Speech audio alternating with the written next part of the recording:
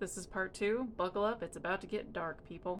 Part 1 was the general history about what surrounded this. For this video, I'm going to focus on what actually happened during this particular event.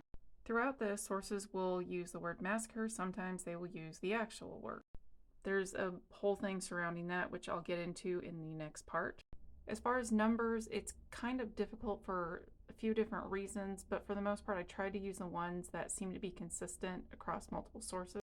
At the start of the Bosnian War, you've got about 4 million people, 1.76 million of them Muslim Bosniak, 1.3 million Orthodox Serb, 680,000 Catholic Croat, and then 260,000 for all the other ethnic groups.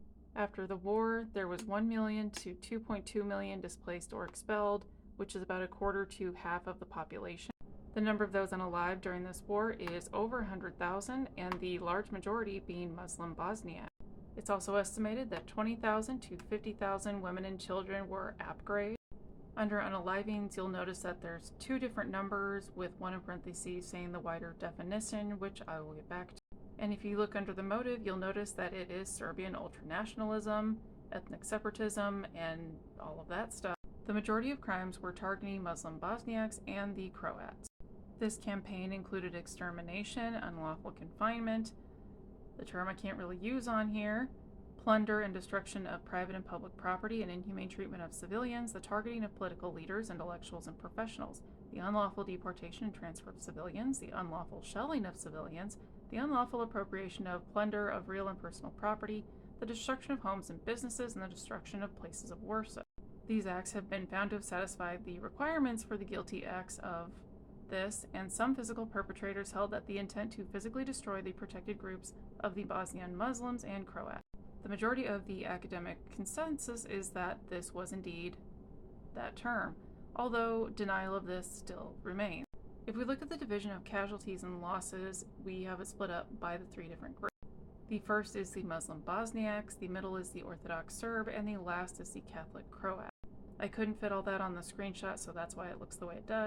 You'll notice that the small amount of losses were the Orthodox Serb in the middle, the largest being the Muslim Bosniak on the left. One of the last massacres being in Srebrenica, where over 8,000 Bosnian Muslim men and boys were murdered, and those numbers change a bit depending if you use the very specific definition or the wider definition.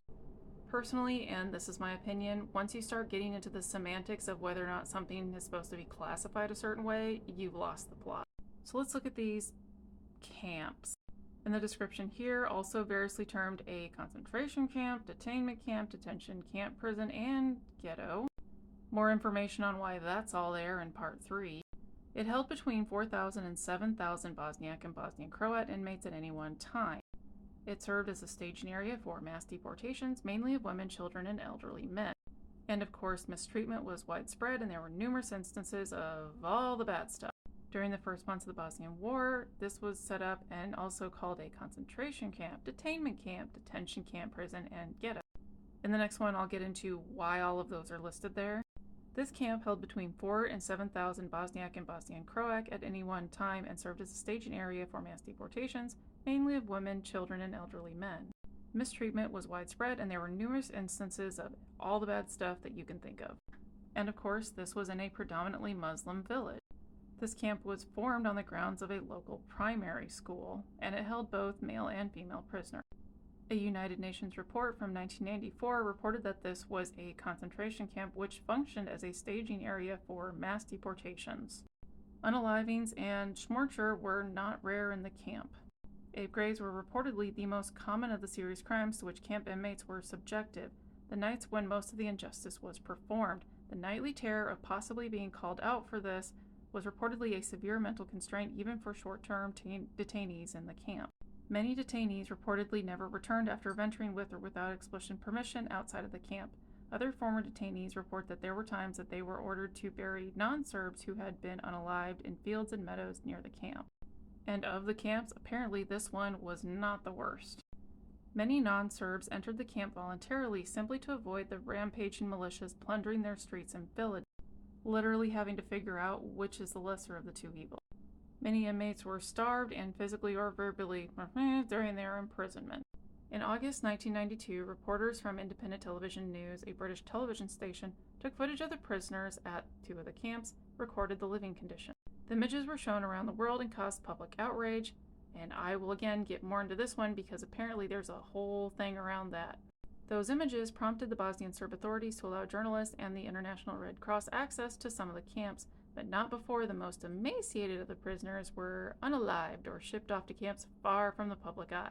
There were definitely camps that were worse, such as this hotel, Velina Vlas. This was one of Visegrad's main detention facilities, established by the Uzici Corps at the end of April 1992. Bosniak women and girls, including many that were minors, were brought to the camp by police officers and members of the paramilitary groups. Milan was one of the most horrendous offenders. Victims were rounded up and transported to places like this for one purpose. For those that were younger, they tried to use them to essentially breed out those that were not Serbian. The number and consistency of the reports were considered to provide reasonable confirmation that a large number did occur at the hotel. Want to know why there's very little information from survivors? It's because there's estimated to be less than 10 of them. The bodies of the victims have not been found and are alleged to have been buried and concealed in locations and then reburied, and in some cases multiple times. Also, those buses that were supposed to be evacuating people out of the area, not all of them made it out, and in some cases they would stop the bus and eliminate all the people on them. Milan was guilty of having executed people at this camp, but he was not charged with, despite it being well documented. Bakira Hasičić, not sure how to say that, has severely criticized the International Criminal Tribunal for the former Yugoslavia at The Hague for failing to include this among the charges when brought to trial. One of the perpetrators, Dusko Andrić, again not sure how to say these names, was reported as having been one of the people at this hotel. Apparently, he is living out his retirement in this area and has never been charged with offenses. Today, the hotel advertises as a spa and vacation getaway and sort of glosses over that whole pesky history. Okay, this thing keeps crashing on me, so it looks like I'm going to have to put this section into 2 parts.